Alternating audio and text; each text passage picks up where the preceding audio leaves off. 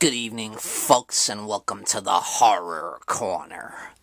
I'm your host, Sean Patrick Erschen, and this week we are doing a Top 20 for 2020. And this month's theme is 70's horror. And this series, of course, was created by my buddies Horrific Nightmares JM and TheHORRORman. I will have the link to their channels below in the description, so definitely check them out. Awesome YouTubers. Now, this month's theme just screamed out to me that you have to do this because I love 70's horror. I think it's one of the greatest decades of all time for horror, easily. Now, let's get to it, shall we? The first one is going to be The Last House on the Left, in at number 20. Directed by the legendary Wes Craven. This is his directorial debut. And, yeah, this movie is so raw and gritty and realistic, yet it's a rough one, you know. Unfortunately, it's got some really bumbling cops that I think make the Halloween 5 cops look like geniuses.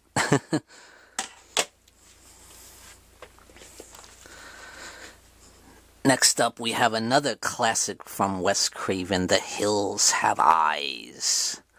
The original masterpiece from 1977. I actually prefer this one from Last House on the Left.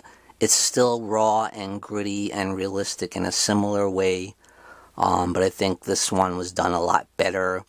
And I love the performances. You got Dee Wallace is just amazing in this movie.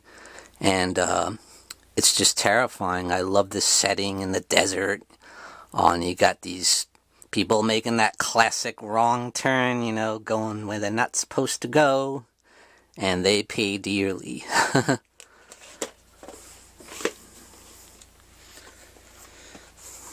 Next up, we have a Hammer horror classic, and that is The Vampire Lovers. Absolutely love this movie, starring the lovely Ingrid Pitt in the role of Carmilla, and this is based on the Carmilla novel. This was a series called the Karnstein Trilogy, and this was the first entry. Now, I wanted to put about 10 Hammer movies on this list, but I had to be realistic because there's so many classics from the 70s, but I definitely wanted to put this one in there. Next up, we have Christopher Lee in the role of Count Dracula. Yes. This was the one from the 70s that I think best represented the Hammer Dracula series. I love the story. I love the visuals. The atmosphere, the gothic atmosphere of this movie is unbelievable. It's just a phenomenal movie, and Christopher Lee is at his menacing best.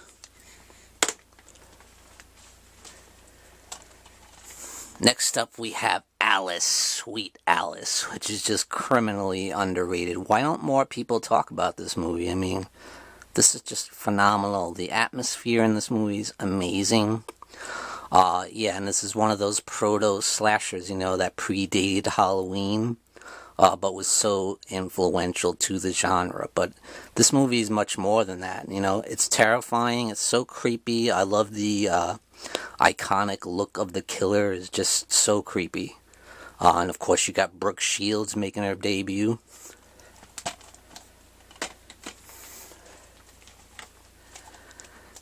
Next up, we have a Stephen King classic. Definitely one of my favorite adaptations of a Stephen King novel, Carrie. You got the great Sissy Spacek in the role of young Carrie White, a teenager with telekinetic powers who is ruthlessly bullied in high school, but she has her ultimate revenge in the end.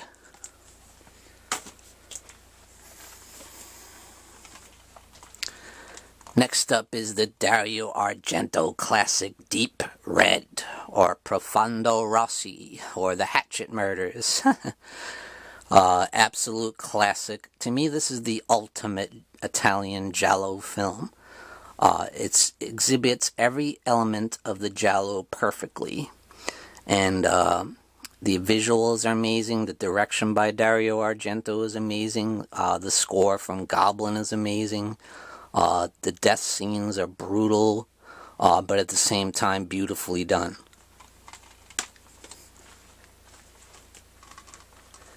Next up is what I feel is Dario Argento's absolute masterpiece, and that is Suspiria. Absolutely love this movie. Now, the visuals in this movie are unparalleled, absolutely iconic and brilliant. The color scheme is amazing, and just incredible. This is the perfect example of brutal, but at the same time beautiful. And of course, you got the awesome score from Goblin in this one as well. I just love this story about the witch cult. It's amazing.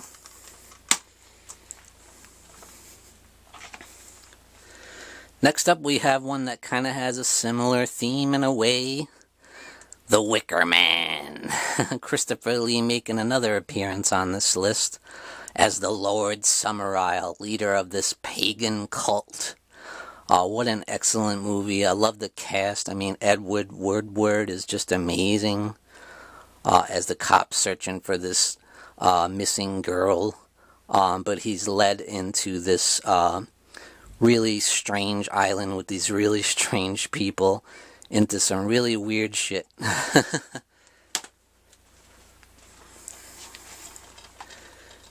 Next up, you have the legendary Black Christmas, starring Margot Kidder and Olivia Hussey. What a great cast, and how influential is this film on the 80s slasher genre. Definitely one of the greatest slashers of all time. I love the mystery element of the killer. I mean, the phone calls he make are just blood-curdling and chilling, just terrifying. Next up, you have the legendary Phantasm from 1979. How can you forget this iconic film with the tall man and those nasty spheres?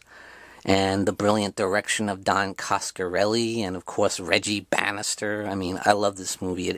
It exhibits some nice elements of sci-fi in there, too, as well as horror. And speaking of sci-fi horror, this is one of the greatest sci-fi horror movies of all time, in my opinion. And that is Invasion of the Body Snatchers. And this is the 1978 version, starring Donald Sutherland, Veronica Cartwright, Jeff Goldblum, Leonard Nimoy. What an amazing cast. And this movie is just terrifying. I mean, and to me, this is the superior version. This is much scarier. The pod people are much more creepy and unemotional. Just an awesome movie. It's so well done. Not to mention some fantastic special makeup effects. Next up, we have the awesome The Omen from 1976. How can you forget this movie? Starring young Damien, son of the devil, the Antichrist. What an amazing film with absolutely top-notch acting from Gregory Peck and Lee Remick, both Oscar-worthy. And the visuals in this movie are amazing. I love how subtle it is. When Damien uses his powers, he makes everything look like it's an accident, It's very well done, very realistic and haunting. And there's some brutal, nasty kills, but done in such a great way. Awesome, awesome movie. A brilliant score. Just phenomenal. Next up, you might be surprised that I have it this high, but I don't care because I absolutely love this movie. Zombie from Lucio Fulci, the master of gore. And this is just Lucio Fulci's masterpiece, in my opinion. This is the one that I go to that I want to watch more than any other in his collection, even though I love Fulci's work. To me, this just stands out, The visuals are amazing. The death scenes are so brutal.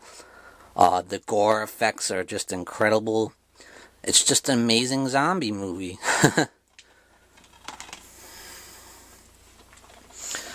Next up, of course you knew this had to be in there, the iconic Jaws from 1975, starring Roy Scheider, Richard Dreyfuss. Just an awesome movie, and such a great example of less is more. You know, you don't get to see the shark that much, but when you do, it's terrifying. It's so well utilized. And the cast is just amazing. The characters are so memorable. The score is just iconic. Just unforgettable. Directed by the legendary Steven Spielberg. Next up, you got The Texas Chainsaw Massacre. Yes, from 1974. Just a brilliant movie. This is the ultimate example of you don't have to show that much blood. Even when you're dealing with something that's just horrific, you know, these cannibal killers, one of them killing people with a chainsaw, and, you know, hacking people up for barbecue, a dude that wears dead people's faces on, you know, stitching a mask together of human skin. I mean, even with all those elements, it barely shows any blood, but it's so effective. You feel the horror right through your veins. Such brilliant direction by Tobe Hooper. Gunnar Hansen is amazing in the role of Leatherface, the iconic killer. Just amazing film all the way around. And of course you had one of the first final girls in Sally Hardesty, as played by Marilyn Burns. Next up we have Dawn of the Dead from the legendary George A. Romero. To me, this is the ultimate zombie film. The zombie masterpiece to end all zombie movies. You have the amazing gore effects from Tom Savini. You have the brilliant direction of George Romero. You have some amazing zombie effects and gore, and I love the cast, I love the characters, I love the mall setting. I love everything about this movie. It's just epic. Next up we have The Exorcist, an absolutely terrifying film, starring the young Linda Blair, in an amazing performance. Everyone in this movie is fantastic. It's just top-notch acting, and the direction is amazing by William Friedkin.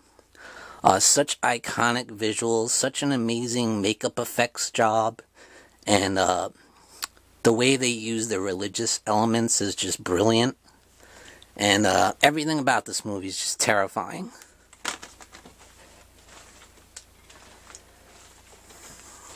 Next up we have Alien. Now you want to talk about sci-fi horror? To me, this is the ultimate sci-fi horror film. It doesn't get any better than this. In space, no one can hear you scream. Just an amazing cast, and to me, that's what makes this one stand out from, like, Aliens, because everyone in this cast is fantastic. The characters are so memorable, and of course, Ripley is just amazing, played by Sigourney Weaver, and you got the brilliant designs from H.R. Giger. He did the set design, and of course he designed the alien creature, which is just phenomenal and terrifying.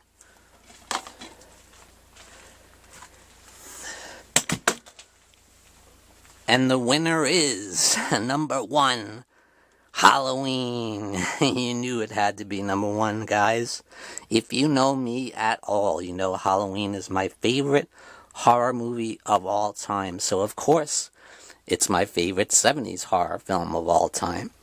I've said so much about this film, I don't think I need to say anything more, but it's the greatest horror film of all time, in my opinion. From 1978, directed by the legendary John Carpenter, starring the legendary Jamie Lee Curtis, and the legendary Donald Pleasance. Absolutely phenomenal film.